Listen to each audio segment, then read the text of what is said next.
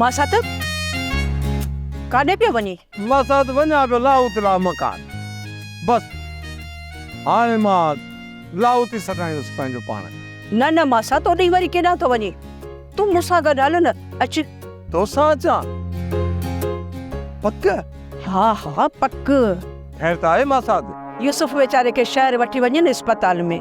मां साथ तोखे त ख़बर आहे मुंहिंजे खीसे में टको बि कोन्हे, त पोइ किथां वठी वेंदुसि अस्पताल? ऐं पैसा आहिनि वो सरदार खां वरिता आहिनि, ॾिना अथसि। तोखे ॾिनई? हा हा ॾिना अथसि। वॾी लय आहे मां साथ जी। ऐं वारस खे किथां टको ई कोन थो मिले। अरे हाय वॾी तुंहिंजी पोख पोखियल आहे, सो साईं हाणे तोखे बि पैसा मिलनि। पोख? मां साथ बाग़ पोखियल आहिनि बाग़, पर माण्हुनि में को लिहाज़ ई कोन्हे त मां छा कयां? छॾ इन्हनि ॻाल्हियुनि खे, वधीक फटाका न पाड़। अजायो माण्हू न पाण जो पाण ते किला। हल यूसुफ खे अस्पताल वठी वञ। पर मां साथ हो ॾिसो, हो बंदूक केरु पियो खयूं अचे? हा अचो जल्दी। भाग्यमा मुंहिंजी दिलि जी हक़ीक़त इहा ई आहे। नवाज़ वधीक परेशान न थी। हा मां पाण लाइ परेशान किथे आहियां? हा त सिर्फ़ु मेरूअ लाइ पंहिंजे सिर तां सांगो लाहे छॾियो। पर मां त चवंदुमि को ॿियो रस्तो वठिजे जंहिंसां जान बि बची पए ऐं मुहबत बि मिली वञे। हाकिम भाउ इन वरी कीअं थींदो?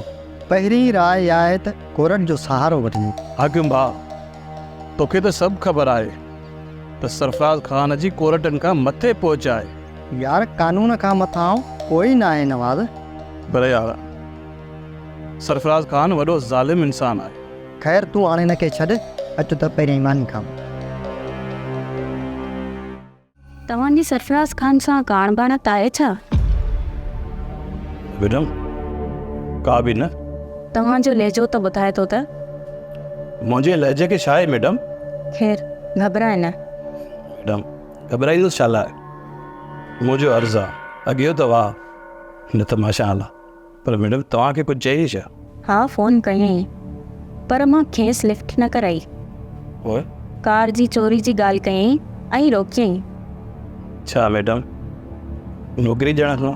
हा पर मां हुनजे दॿा में न ईंदसि। मैडम रिज़्क़ त मुंहिंजे रब जे हथ में आहे। पर मूं SSP साहब खे चई छॾियो आहे, कमु थियो त तोखे अॼु ख़ुदि चवंदसि। ऐं SSP साहब खे मूं ख़ुदि चयो आहे। छा चयो आहे SSP साहब? तुंहिंजी गिरफ़्तारीअ जो त मूं लाइ मसइलो थी वेंदो। ड्रामा सीरियल चंड ग्रहण तमाम एपिसोड्स ॾिसो हाणे HD क्वालिटीअ में। विज़िट करियो असांजो YouTube channel Sindh TV HD drama. Subscribe कयो असांजो official YouTube channel Sindh TV HD drama ऐं वधीक अपडेट लाइ बेल आइकन खे क्लिक करियो।